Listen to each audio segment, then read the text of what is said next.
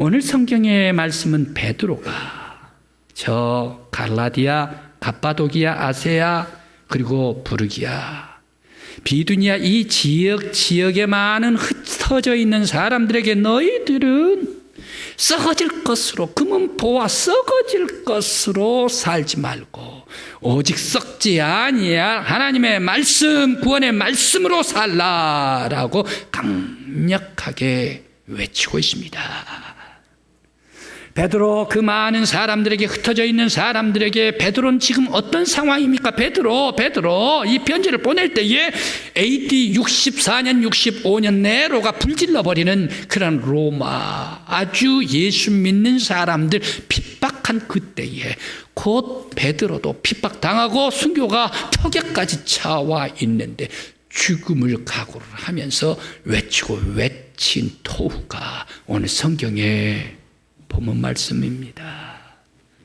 이제 이 사회에서, 세속의 사회에서 어둠에 아직 빛을 발견하지 못하는 사람들과 더더욱더 신앙생활을 하면서 믿음 속에서 더욱더 성숙한 믿음의 성도, 신실하고 거룩한 성도들이 되기를 원하는 저와 여러분들 위에 들려주시는 성령의 말씀이 되시기를 간절히 기원합니다.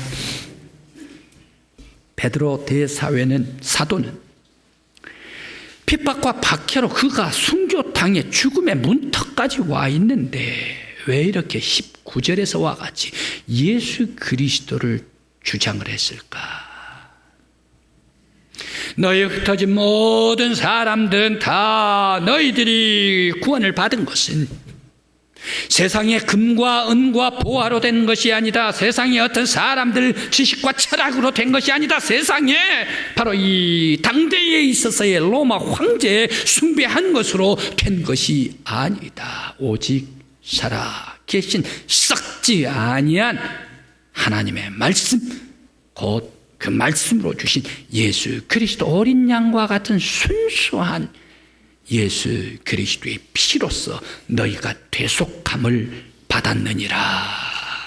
예수 그리스도를 죽어가면서도 강조를 하고 있습니다. 그뿐만이 아닙니다. 왜 베드로는 오늘 성경 말씀 21절 말씀 속에서 예수를 살리신 하나님을 강조를 하고 있나? 예수는 돌아가셨다. 베드로가 봤다는 얘기. 예수가 다시 무덤에서 살아나셨다. 베드로가 체험을 했다는 얘기. 영광 중에 오르셨다. 왜 죽은 예수, 죽은 그리스도를 하나님께서 살리시고 부활하게 만들어주시고 영광 중에 오르게 해주셨나? 이 예수를 통하여 하나님께 믿음과 소망을 두라라고 하나님을 강조를 하고 있나? 베드로, 당대는 로마 제국 시대 아닙니까?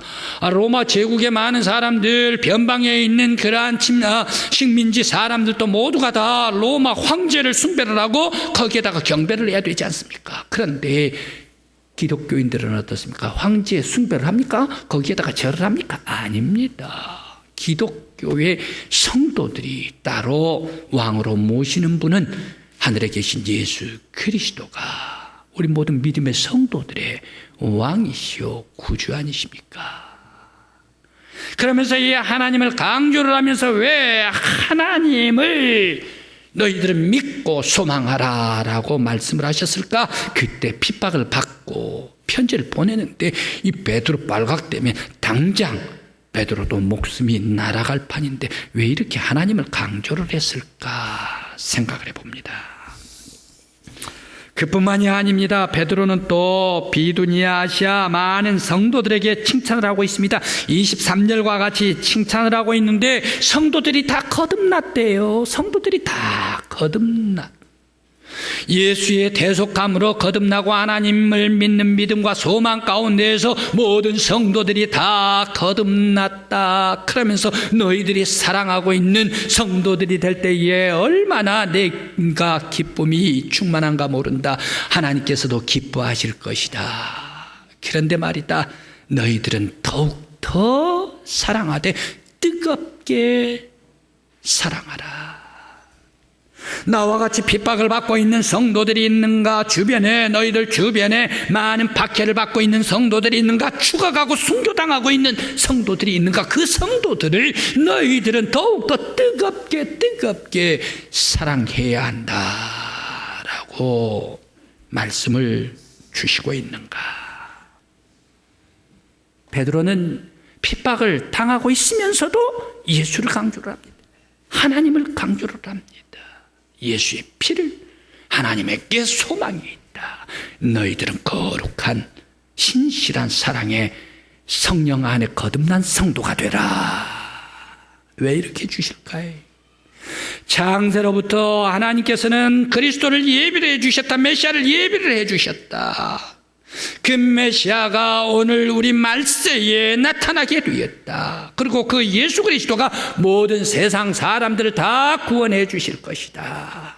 이 예수 그리스도를 통하여 우리들이 믿음으로 말미암아 전해준 이 성경 말씀, 창세로부터 또 선지자를 통하여 그러면서 말씀으로 전해주고, 그 전해준 말씀 속에서 예수를 알고 하나님을 알고 성령님께서 감동해 주셨기 때문에 우리가 거듭나고 구원받는 것이 아닌가.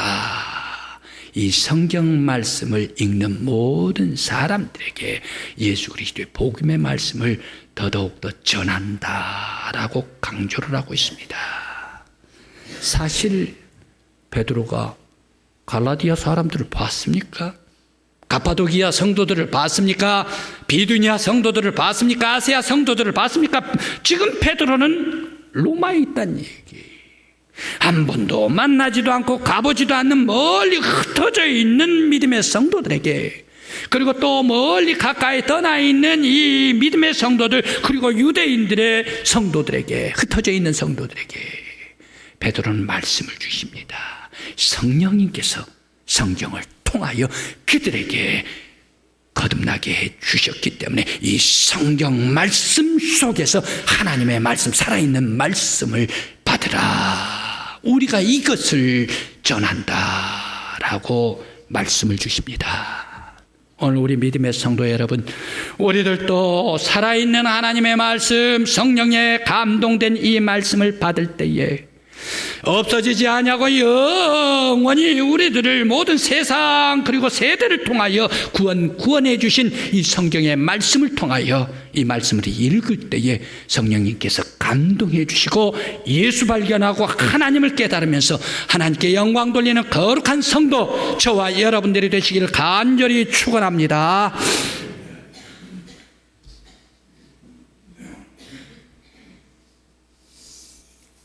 한때 기자 생활을 하면서 무지무지 실력 있는 기자다 해가지고 장래가 촉망되는 기자가 있었습니다. 그런데 이 기자가 취재하러 갔습니다.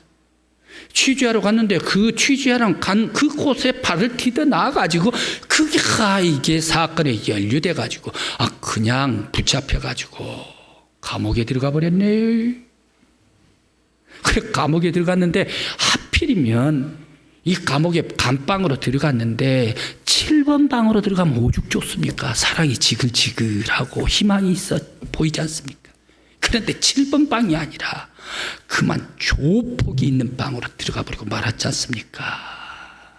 그래 이 조폭 아주 온몸에 문신이 새겨져 있고 상처투성이인 사람이 앉아있는 이 방.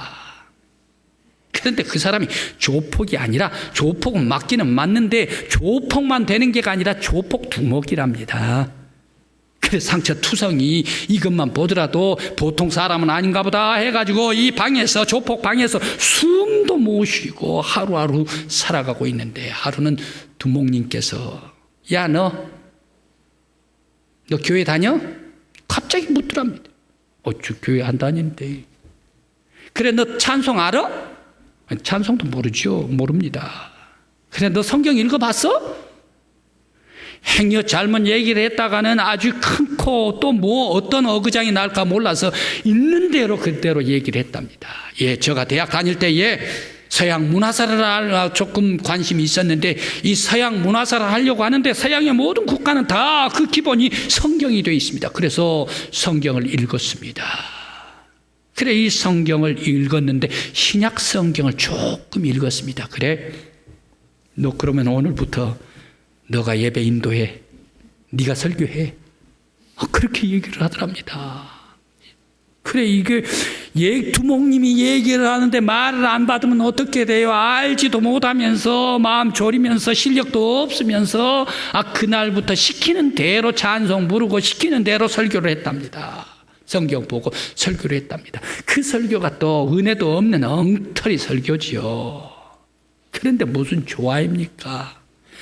알지도 못하면서 엉터리 설교를 했는데 거기에서 성경 말씀을 받으면서 이 두목님께서 아주 깊은 감동을 받고 눈물을 흘리면서 회개를 하면서 기도를 하더랍니다. 그때에 이 기자가 오히려 더 깜짝 놀래버립니다. 아니 저 조폭님이 나를 가지고 노나, 아니면 저 조폭님이 눈물을 흘리면서 쇼를 하나. 분명히 감동을 받고 눈물을 흘리면서 기도를 하더랍니다. 바로 이런 생활, 엉터리 설교를 하고 성경 말씀을 보는 생활이 계속해서 이어졌습니다. 그러다가 이제 자기는 독방으로 옮겨가게 됐습니다. 독방으로 옮겨가게 됐는데 이제 이 독방으로 옮겨와 가지고 혼났던 생각을 하면서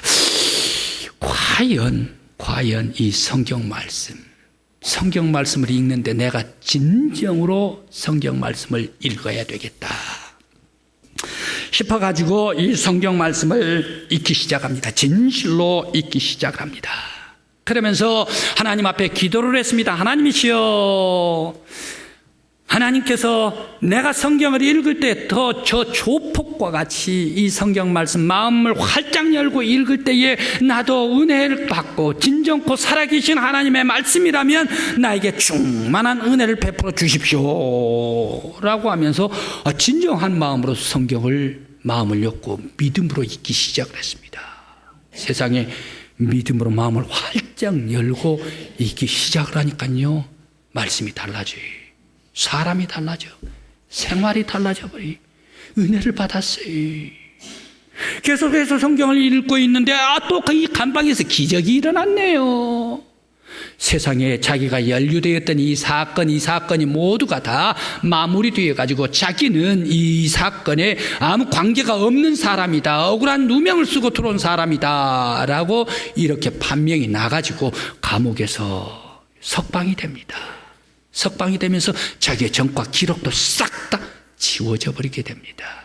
그래서 석방돼서 집으로 나와서 자기가 감옥에서 했던 그 설교 말씀 그리고 성경 읽었던 것을 아내에게 얘기를 하고 가족들한테 다 얘기를 해줬더니 그날로 아내와 가족들이 교회를 가자라고 해서 교회를 다니기 시작을 했습니다. 이제 석방은 됐지만 다시 기자 생활을 할 수가 없습니다. 백수 생활을 하지요. 그런데 백수 생활을 하다가 성경 말씀을 읽으면서 기도를 했습니다. 이제 이 기자, 지금 내가 한 것은 글 쓰는 것밖에, 취재하는 것밖에 더 있습니까? 이 글 쓰는 것 계속하고 싶습니다. 하나님, 저가 이제 소설을 쓰겠습니다. 작가가 되겠습니다. 저에게 작가가 돼 소설을 펴내면 10만 명만 독자들을 주셔서 하나님께 영광 돌리게 해주십시오 라고 하나님 앞에 간절히 기도를 했습니다. 그러면서 막힐 때마다 하나님 앞에 엎드려 기도하고 간구하면서 이 소설을 썼습니다. 그래 다 완간해서 출간을 했습니다. 출간을 해서 세상에 딱 내보내는데 세상에 10만 명만 주십시오 했는데 15곱절이나 더 많은 150만 명이 독자들이 내 책을 사줬대. 초 베스트셀러 대박이 나버린 책입니다. 아마 여러분들께서도 읽었던 책일 것입니다. 아버지의 따뜻한 사랑을 넉넉히 아들에게 녹아주는 소설 가시고기, 바로 이 가시고기가 그 책인데 이 가시고기의 작가가 조창인입니다. 이 조창인 작가는 이렇게 간증을 합니다. 하나님은 살아계십니다. 하나님은 능력이 무한하신 분이 하나님이십니다. 내가 소설을 쓸 때 막힐 때 한계를 느끼면서 기도할 때에 하나님께서 나에게 힘을 주셨습니다. 하나님 앞에 내가 기도하고 엎드려 무릎 꿇고 간절히 막힌 부분 하나님께서 역사해 주십사 기도할 때에 하나님께서 그 응답해 주시고 성경을 통해서 나에게 말씀해 주셨습니다. 하나님께서 나를 이렇게 변화시켜 주셨습니다. 내가 새 사람이 된 것은 감방에서 알지도 못한 성경을 읽고 이 성경 말씀 마음을 활짝 열 때에 나를 이와 같이 훌륭한 사람으로 변화시켜 주셨습니다. 하나님은 살아계십니다 라고 간증했답니다. 지금 북한 교회는 지하교회로 무척 발전하고 있답니다. 1995년 이후부터 북한 지하교회가 발전을 하는데 이 사람들이 그렇대요. 먹을 것이 없어가지고 1995년에 엄청나게 아주 흉작이 있대. 계속 흉작이 왔대. 사람들이 200만 명이 죽어간대.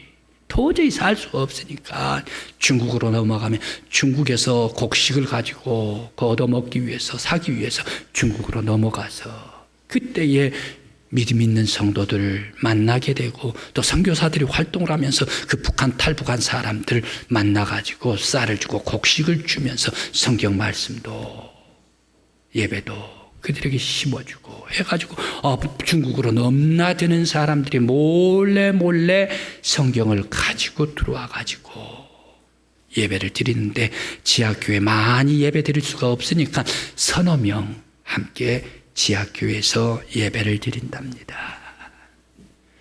예배를 드리다가 발견되면 어떻습니까? 당장 수용소로 들어갑니다. 개천 수용소로 들어가고 개천 수용소로 들어갔는데 거기에 탈북한 사람들이 그 수용소에서 탈북한 사람들이 족기 4,000명 정도가 처형당했습니다. 총살당했습니다. 그리고 또 다른 곳에 11호 수용소가 있는데 이 11호 수용소 그때는 1963년부터 1995년 김일성이 교회 다니는 사람들 전부 다 거기 죽이지를 않고 몰아 집어넣어놨는데 그 사람들이 온데간데가 없어져 버렸습니다. 그래서 개천 그 11호 수용소가 세계 속에 없어졌습니다 라고 이렇게 얘기를 했답니다.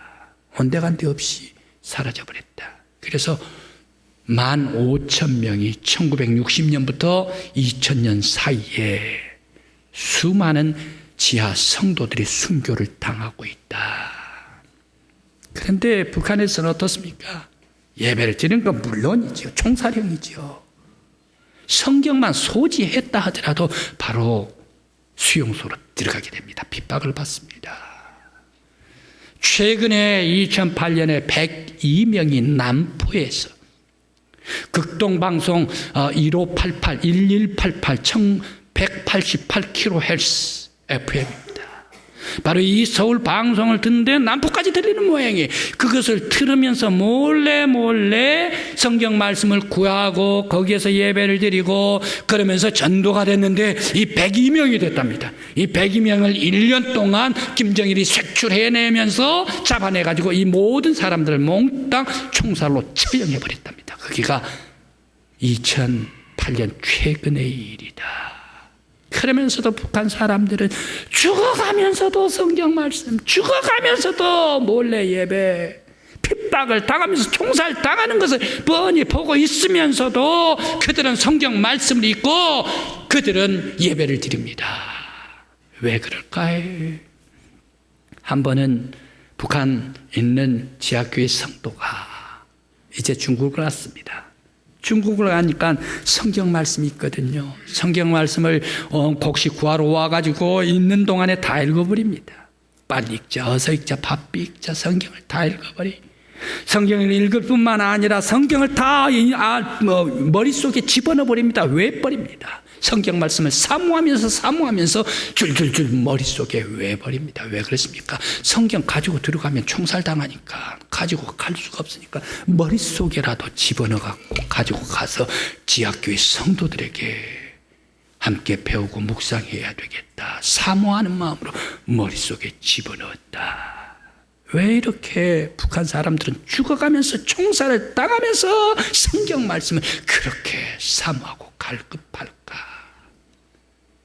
성경 말씀에는 성경은 하나님의 말씀이요, 생명을 주는 말씀이요, 살게 하는 말씀이요, 구원을 시켜주시는 말씀이요, 영혼의 때와 죄를 깨끗이 씻어주시는 말씀이 성경 말씀이고 또 영원한 살아있는 말씀이기 때문에 북한 사람들은 사모하고 성경 말씀을 갈급하면서 읽게 된다. 성도 여러분, 성경 말씀 믿음으로 읽을 때에 우리의 영혼의 눈이 열립니다. 우리의 삶이 새로워집니다. 성령님께서 나를 붙잡습니다. 하나님의 위대한 사람 만들어주십니다. 예수 그리스도의 성품 닮아 나아가게 만들어주십니다. 용서하게 만들어주십니다. 성령님께서 역사해 주시기 때문에 성도 여러분, 성경을 펼치십시다. 마음을 활짝 열고 성령의 도움을 받고 성경을 읽으십시다. 그러면 성령님께서 나를 붙잡아 주시고 여러분들에게 놀라운 감동을 주실 줄 믿습니다. 성도들 가운데는 두 가지 성도가 있다네요.